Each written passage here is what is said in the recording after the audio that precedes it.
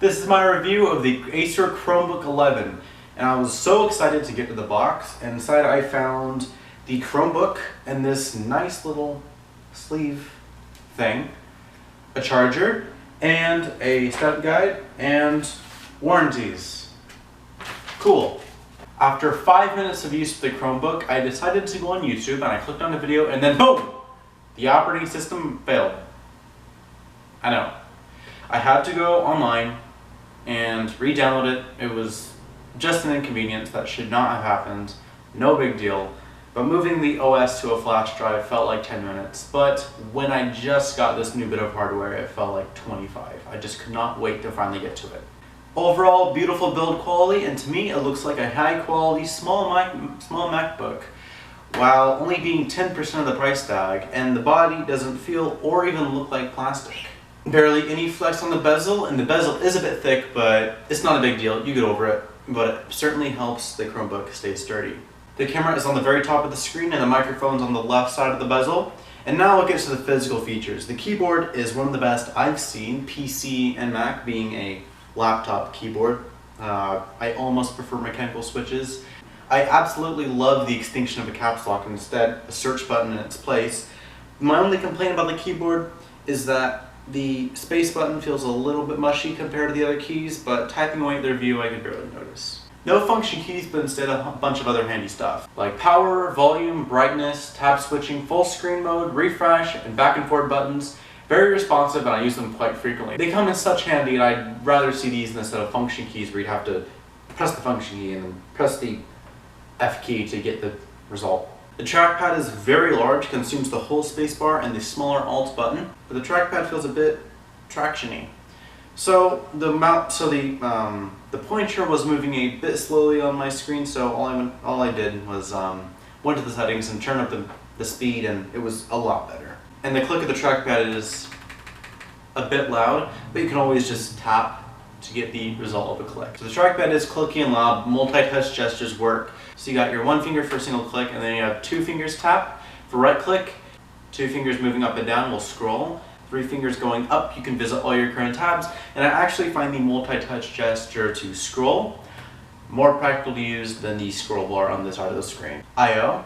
On the left side we see a USB 3.0 port and an SD card slot, which may come in handy because Chromebooks typically only come with 16 gigabytes of onboard flash storage. On the left side we see a microphone headphone combo jack and a USB 2.0 port. On the back we find an HDMI and a charging port, which charging port is small and I like it. Now on the bottom, this is surprising, I saw the speakers and I thought this was a really crummy place to put speakers. But once I put on a video and a song, I was blown away by how well they worked. If I were to have a complaint, it would be that the viewing angles just plain suck. This machine is 100% silent unless you're using the speakers, of course. This is because there's metal on the inside over the processor keeping it warm. I think there's a copper plate on there. But phones and MacBooks behave the same way, where the build is so small and thin over it that it will dissipate the heat around the whole thing like a heat sink. Actually, let's talk about the specs. She hides an Intel Celeron N2830, so a 2.16 GHz dual core, which is actually plenty for this little tiny notebook. An 11.6 inch 1366 by 768 resolution, which is perfectly fine on a thing like this, and videos actually look really good. 2 gigabytes of DDR3 RAM and 16 gigs of onboard flash storage. But with the purchase of a Chromebook, you get 100 gigabytes on Google Drive for free for 2 years. The battery life is just amazing. It says it has an 8-hour battery, and with reasonable use on the second day, I'll still have like 50%. But usually I'll just plug it in when I go to sleep.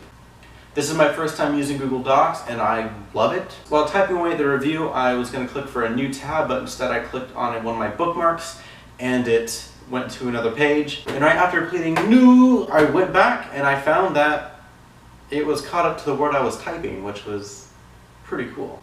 Actually, how is Chrome OS? If you're thinking about getting this for a low-end gaming laptop, then why? Then forget about it. Because Chrome OS is not Windows. So, no Minecraft, no Steam, no CPU ID, nothing. You can't really download programs at all. But what about the apps you can actually download? Well, I would hardly call them apps. besides the remote desktop, which I love using. I can work on videos in the toilet, and the camera, which looks a bit grainy. Besides those and a few other apps, they aren't apps, they're links. I downloaded a piano app, and everything else, all the other apps, Netflix, takes you to a website. Now what's with the small amount of storage? This is because flash storage is a lot more expensive than mechanical drives, so you have smaller capacities, but they're a lot faster. And also because apps can take up megabytes, and links can take up kilobytes. But with this flash storage, this thing boots up in like 7 or 8 seconds, like oh my god. I love this Chromebook. It has its flaws, but what doesn't? I will continue to use this every day. Thank you for watching. If you liked, a like would be very much appreciated. If you disliked it, well crap. Tell me what I did wrong in the comments, and see you later.